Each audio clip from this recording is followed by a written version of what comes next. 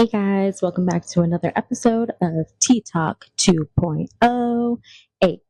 A. As always, I'm your hostess with the mostest, Jessica, aka Tina.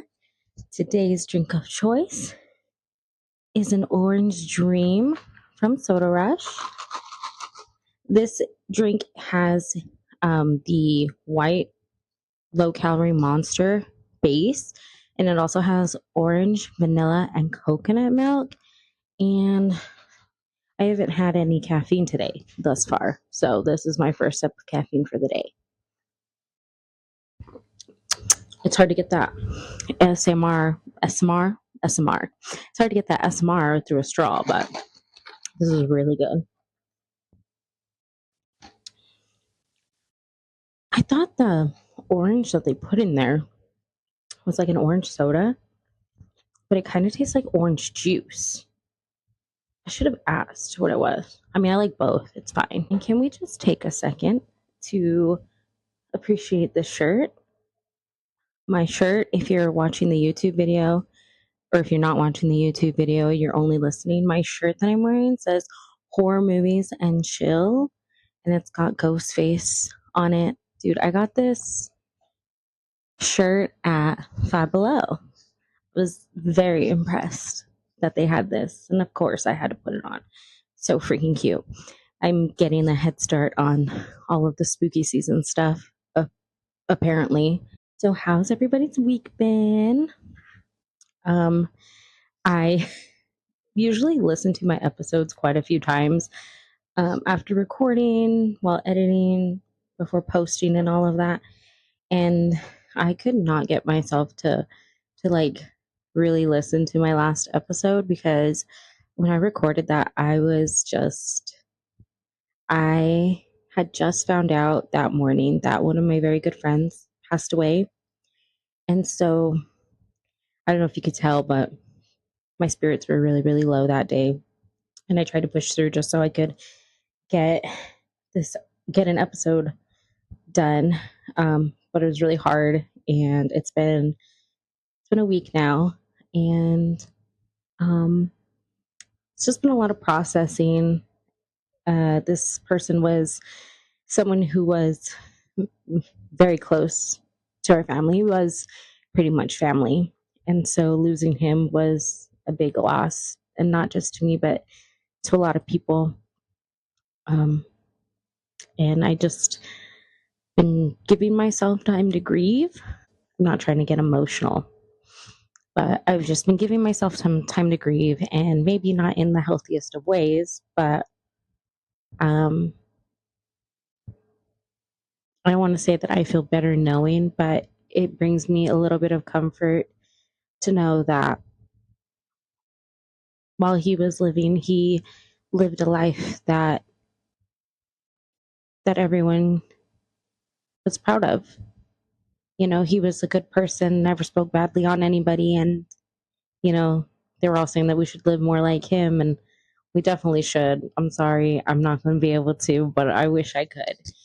But he was definitely one of the best people that I knew, and it's going to be hard showing up to family events and things like that, and just him not being there with me to outdrink all of the adults, all the old folk, like we would say. And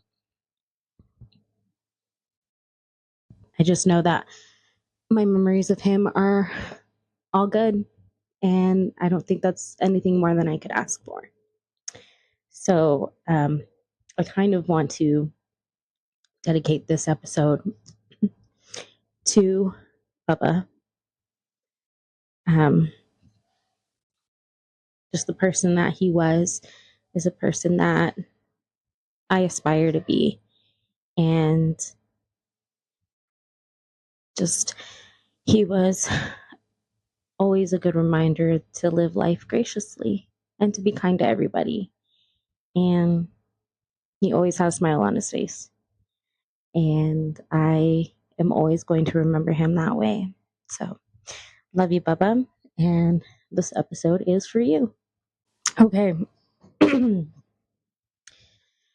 So, yeah, me been dealing with a lot of feelings I know in my last episode I talked about how things have been off, and I knew that things had been feeling off for a while, and then I found out the news of my friend passing, and so it's just been, plus some other things that are going on in my life. I guess since I'm sharing right now that we recently found out that Sunny, our little boy who just turned 2, he was recently diagnosed with autism. And so we've been going through the process of trying to get things set up to help him um, with his speech and just be able to communicate and things of that nature. And it's been really overwhelming for me. I think when they finally sent over all of like the formal paperwork from his evaluation, I was reading through everything, and then I was reading for the list of what they wanted me to go through and register him for, and I just got so overwhelmed. And it's just, it's not something that I don't think I can handle, but is also something that I was just like, my mom should be dealing with this, but like I'm the mom. And so just a lot of things going on at once. But I mean, I'm trying to just navigate all these different changes, and I'm trying to, put on brave face, but it has been hard, and my anxiety has been kicking my ass lately. I don't know. I mean, you guys probably noticed in my last episode, I was talking in a really like low tone, and I think I might still be doing it. That's because I've been short of breath a lot lately. So like, I think it's just my anxiety is been triggered a lot lately, and I need to find that happy little medium again to bring me back to my center. But that's what's going on in my world, and I'm not. I mean, you guys know me. I'm an open book, and also I will answer any questions that you might have. Right now, when it comes to Sunny, I'm not really looking for any advice, just because I feel like the people that I've been working with have been really, really good, and they've finally gotten me to like a place where I'm like not as anxious about like the process and where to go and where to start. And also, like my mom has dealt with autistic children and special needs children for a lot of her career, and so like she's been very helpful with like navigating what to do for him, and I think that any extra information that I'm getting that I were to get would just make me more anxious, because then I'd be thinking like a million other different things. So while I appreciate if you have any input or information you'd like to share, just like at this time, I would rather not. Um, but I'll let when I'm ready, and when I'm ready to share more of that part of our lives. But at the moment, that's just what we've been dealing with. And we love our little boy. He is so sweet, and he is just the best thing that could have been brought into our lives. And I'm excited to know this diagnosis sooner rather than later, so that way we can get him all of the help that he needs to be able to communicate with us, because we just want to hear his little voice say all the things, because I know he's got some shit to say. Okay, what else has been going on? I'm going to try to like bring it back to a little bit more lightheartedness. So, speaking of horror movies, I started watching the Halloween films, and I've never seen them all the way through. I think I'd seen the first one only, and then like more recently, the ones that just came out, the ones with Jamie Lee Curtis. And I didn't realize that I hadn't watched those movies all the way through. So I decided to go ahead and check it out, see what the storyline was about. And I have to say, I'm a little disappointed in it. I don't want to talk too much on it because me and Henry are going to have a whole episode on the best horror movie franchises. And so I don't want to like go into depth about it. I'm not as impressed as I thought I would be. I don't know. Maybe I need to get more in. But last night we just finished the fifth movie. And so I think there's like nine of those movies. I'm not sure. There's quite a bit. Let me Google her up really quick. I did do a little research though, and like the third Halloween movie has nothing to do with any of the other ones. And I started it and I couldn't get into it, so I skipped that one. Damn. There's 13 of these movies. Halloween, Halloween 2, Halloween 3, Halloween 4, Halloween 5, Halloween The Curse of Michael Myers, Halloween H2O. Wait, hello? It's not even going to show me all of them. Wow, that's crazy. And what else I thought? I didn't realize that Jamie Lee Curtis wasn't in all of them. I don't know if she's in this one. Let's see. Yeah, so I'm looking at the sixth one, and it doesn't look like she's in that one. So it doesn't look like she comes back until the seventh movie, which is Halloween H2O, which, funny enough, H stands for Halloween, 20 stands for 20 years later. Yeah, me and Patrick had to look that one up because I was like, they did an underwater one? Stupid. But yeah, so we've been watching the Halloween franchise, and that is probably the next tattoo that I'm going to get added on to my horror movie leg sleeve. Hopefully I'll be able to do that at the like end of October because that's usually when I go in for those tattoos now. We'll see. Definitely gonna finish the movies before then though. Let's see what else has been happening lately. I am going to be a soccer coach this year. They emailed the parents and said they needed some extra volunteer coaches, and I was just like, I'll do it. Know nothing about soccer, guys. I am a sports girly. However, I haven't played soccer since eighth grade, which we all know was well over 20 years ago. So this is going to be interesting. But I'm excited. Chloe's not very thrilled about me coaching her team. She said that I embarrass her, but I'm going to embarrass her whether I'm on the side as a coach or on the side as a parent. So it's her choice. And what else? What else? What else? I think I have no other recent updates on my life. I've been a sad girl lately and I'm trying to get out of this funk. So, if you guys have any tips or tricks on how to get out of a funk, please send them my way. I have been struggling with that, and those tips and suggestions I will take gladly. But on to the reason why you're here, and that's part two today of random questions from an envelope.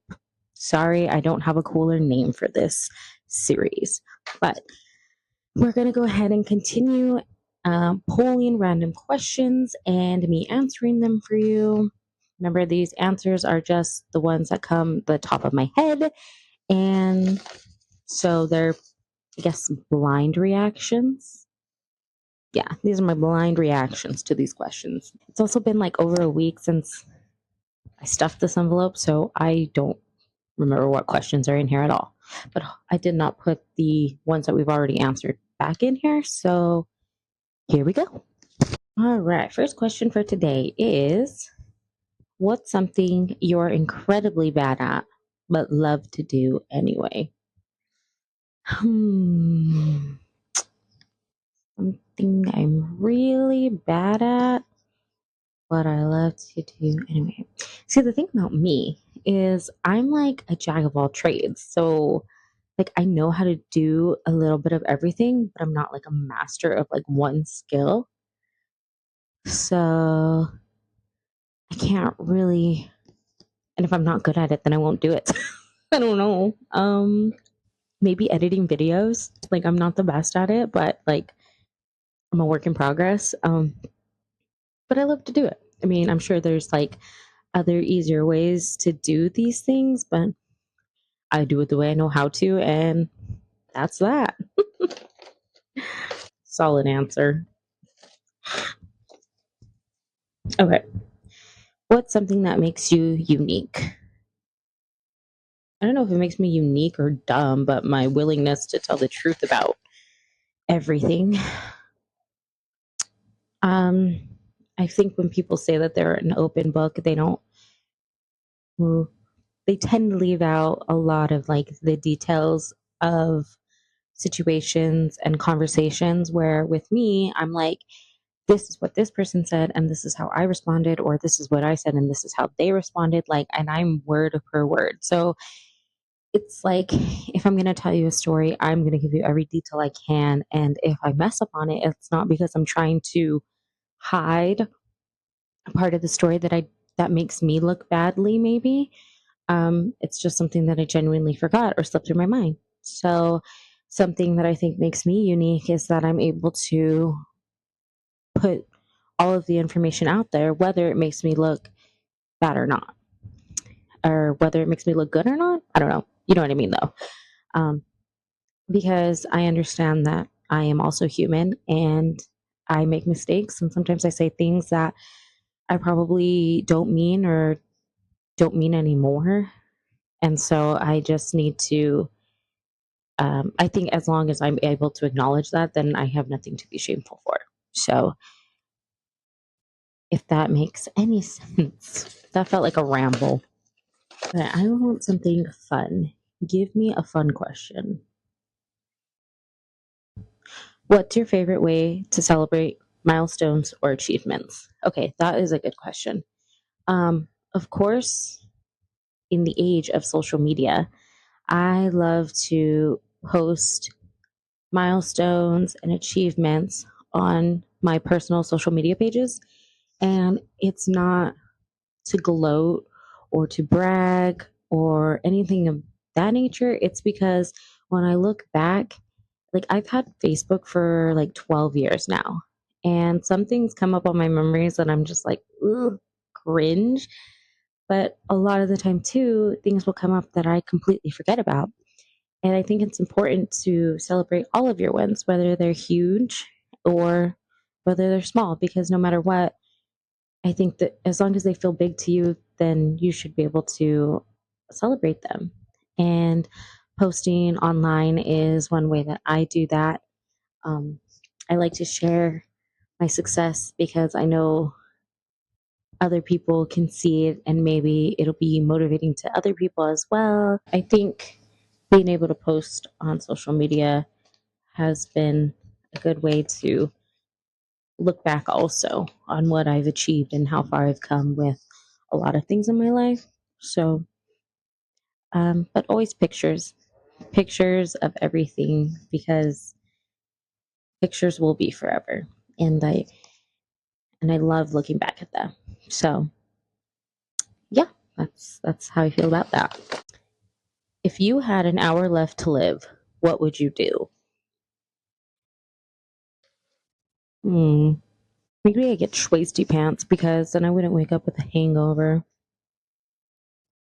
An hour left to live. What would you do? I don't know.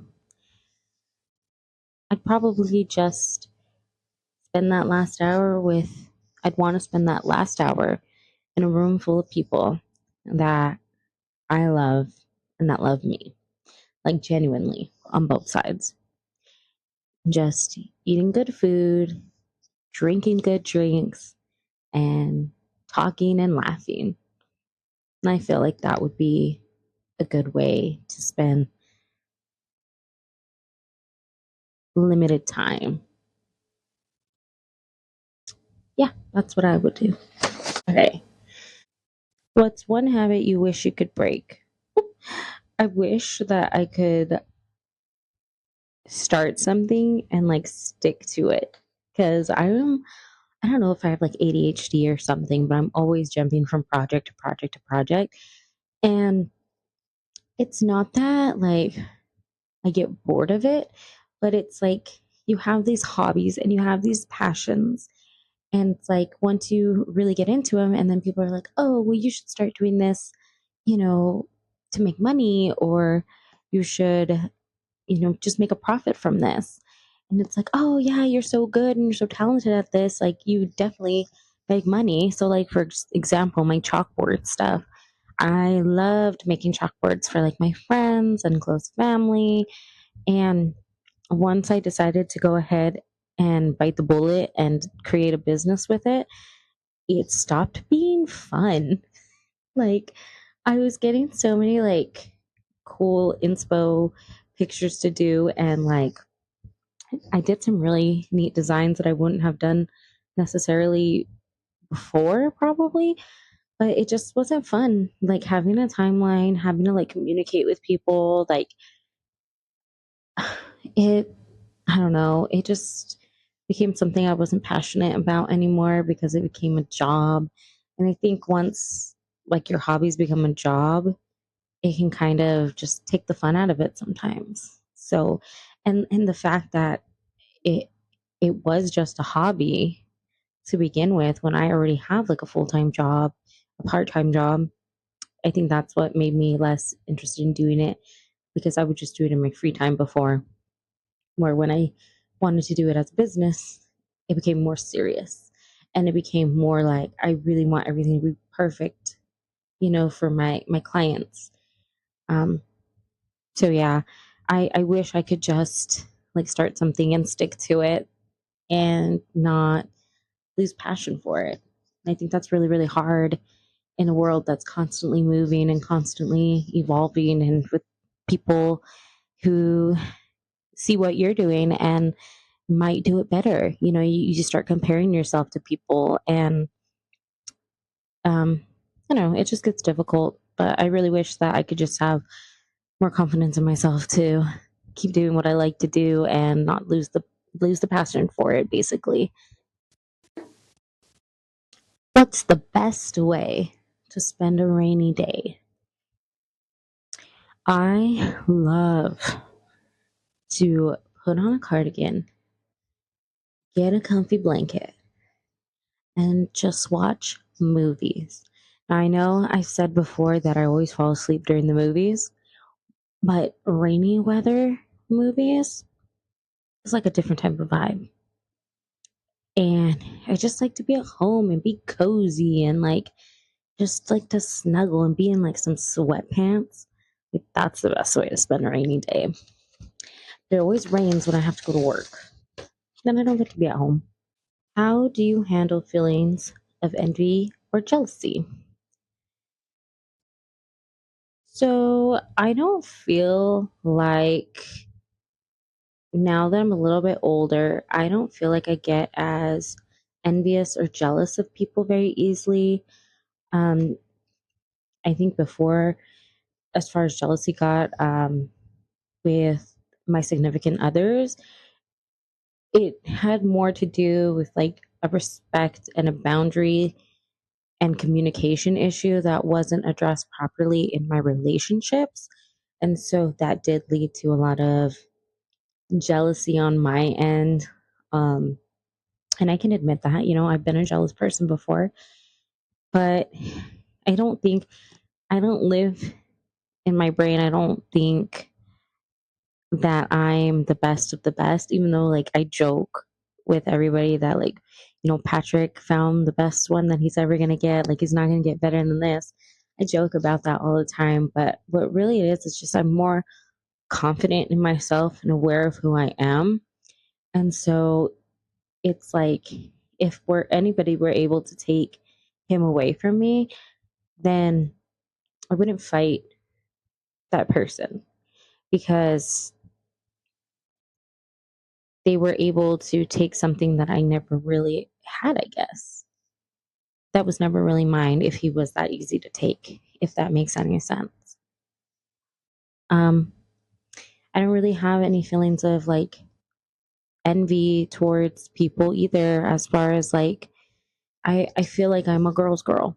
I see women on my social media and they're succeeding and they're starting businesses and they're getting married and they're having children and they're getting new jobs. And it's just like, I'm so proud of them. I'm just like more proud of people than I am envious of them. There's nothing that anybody could have that I don't that would make me jealous of them. I'm happy and I'm at peace with where I'm at in my life, that being jealous of somebody else isn't going to help me get what they have. They lived a different life than I have and they've gone a different path. And that's why their path has led them to where they are currently.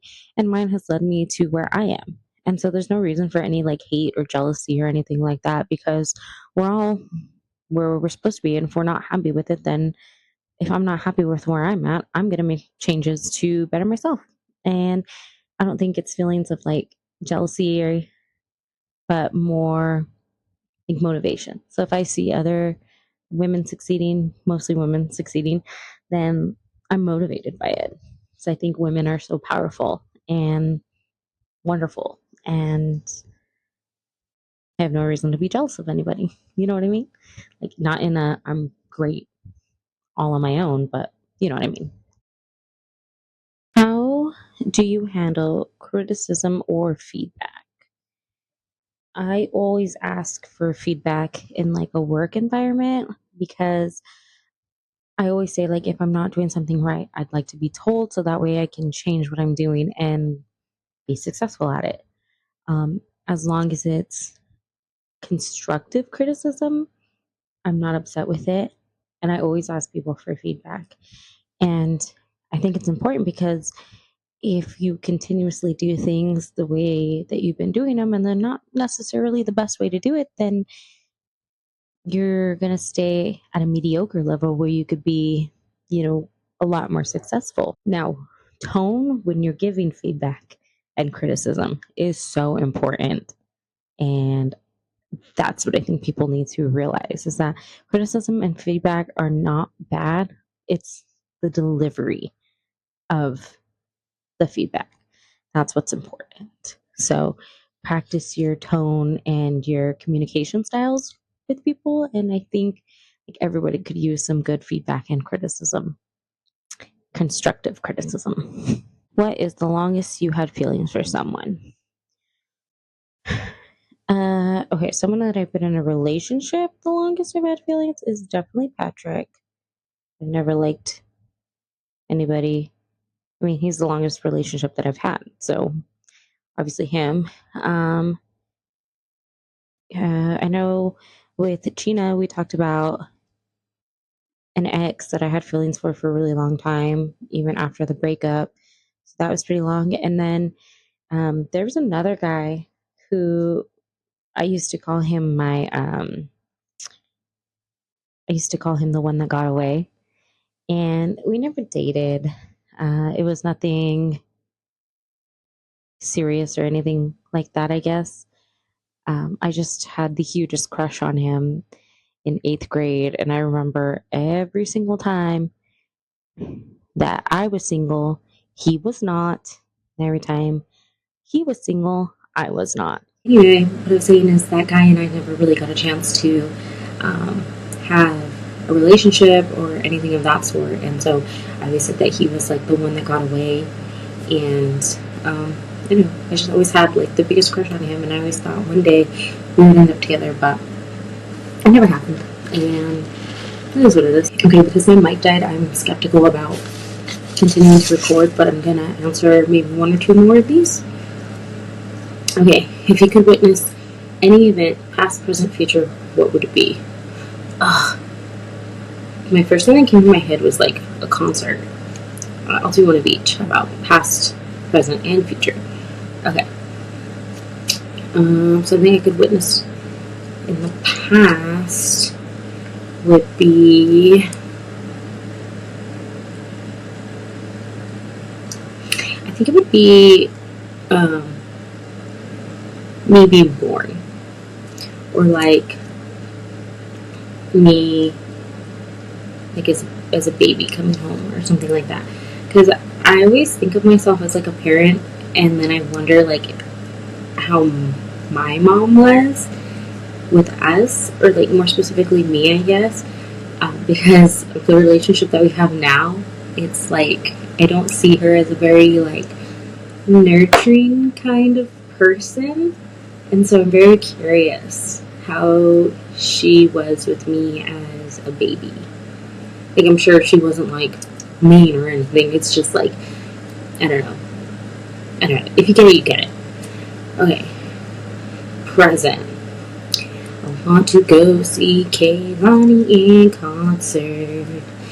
So if anybody wants to take me to go see her at the end of October, that would be great. And future. I would love to get to see where my kids end up in life.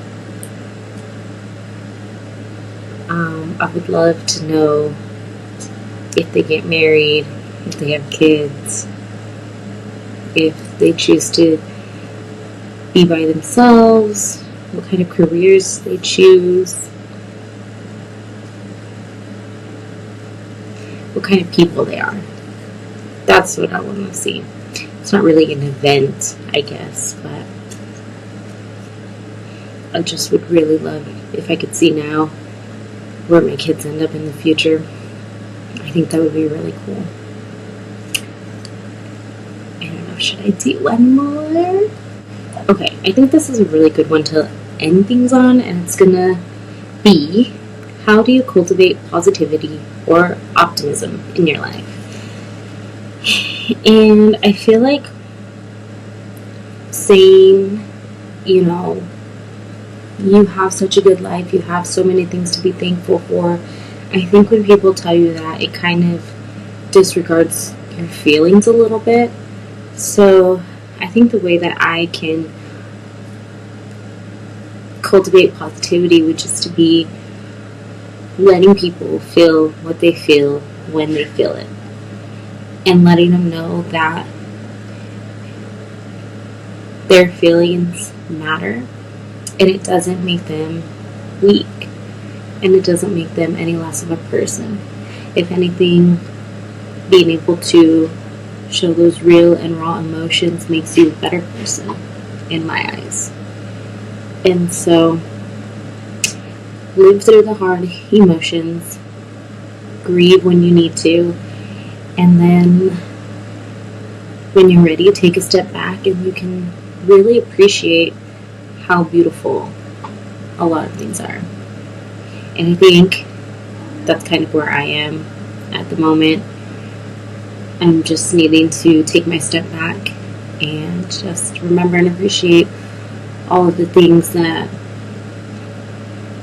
make me better, make me stronger, and make me wiser. And those things, there's so many of those things, and you could probably guess what some of them are, but I mean, that's for me to share if I want to share, and that's for whoever wants to share. So I think just don't push people. Life is hard, and it's okay to feel that way. We just have to remind those people how much we love them, and how much we care for them, and how much we know that even if they're hurting, we don't think any less of them.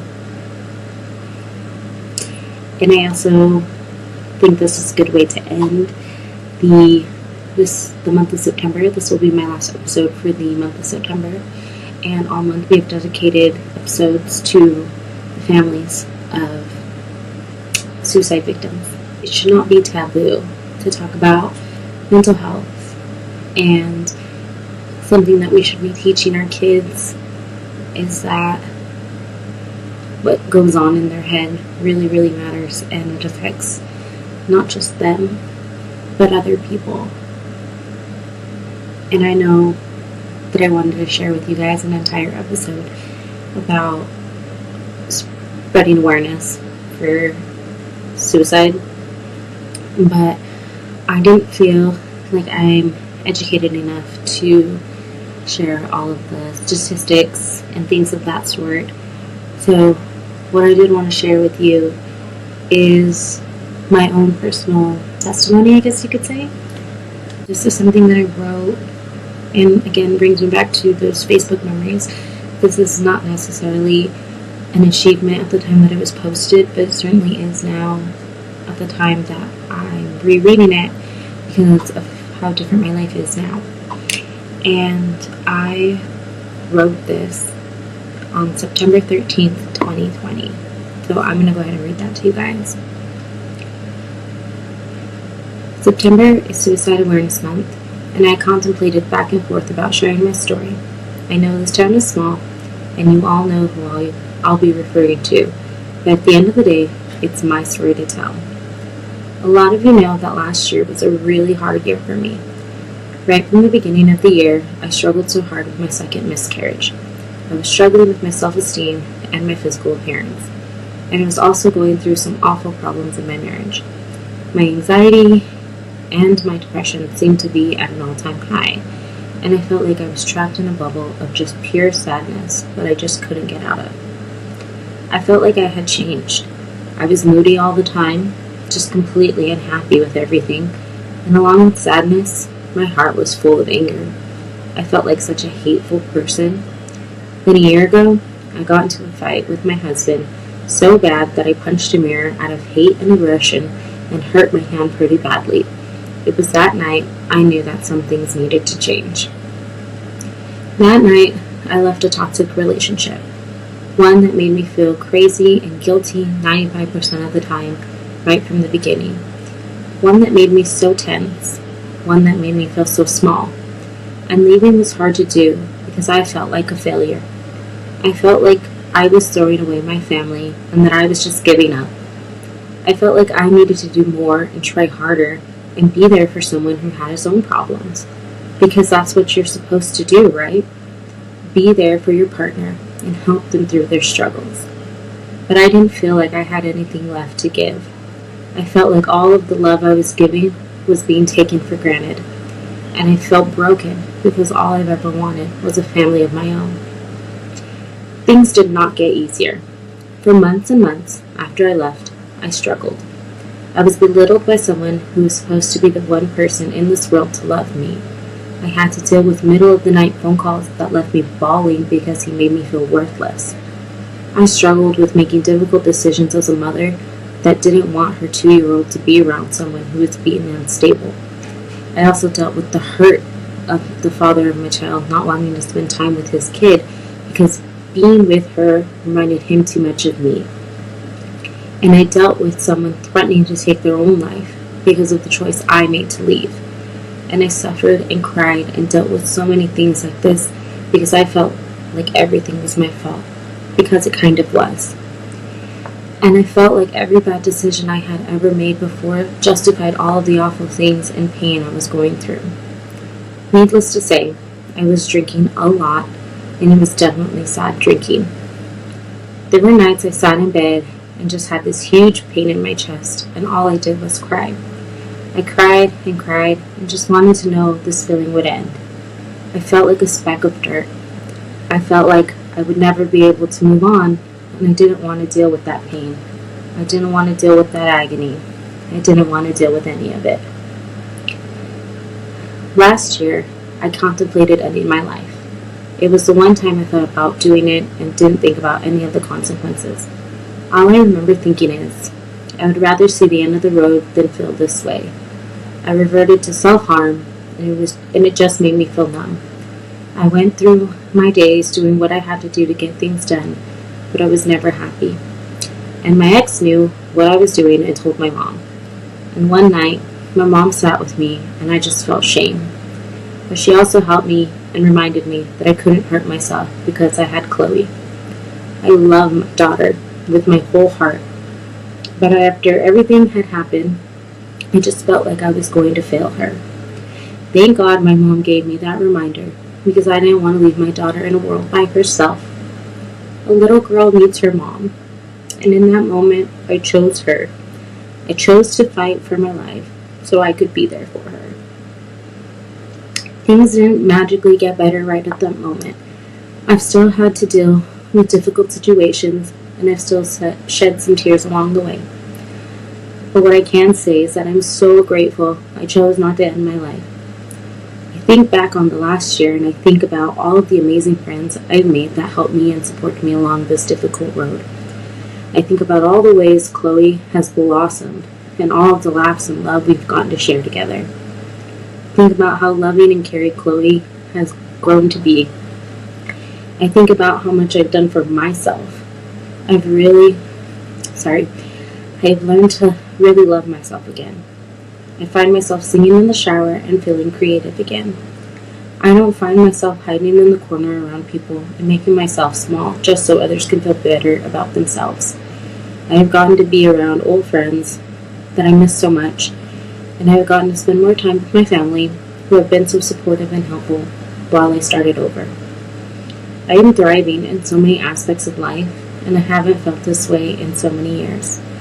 It feels like I was drowning for so long, but finally being able to go up for air felt so freeing.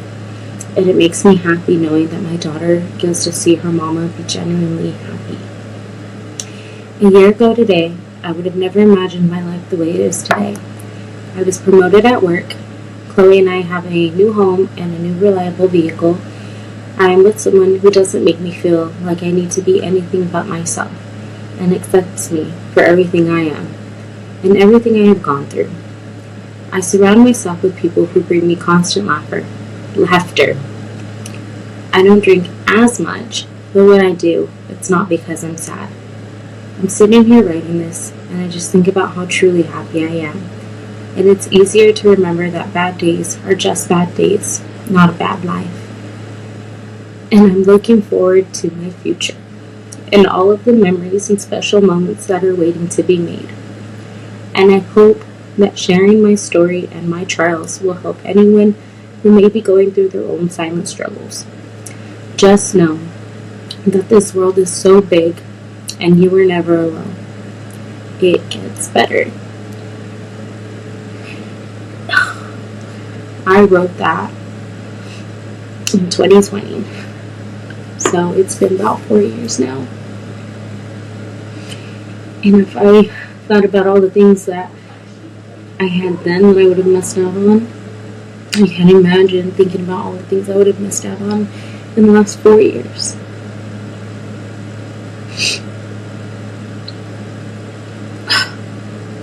Life is hard, and it sucks. But we have to be there for our people. And I think if I didn't have my people there for me, it would have been a lot harder.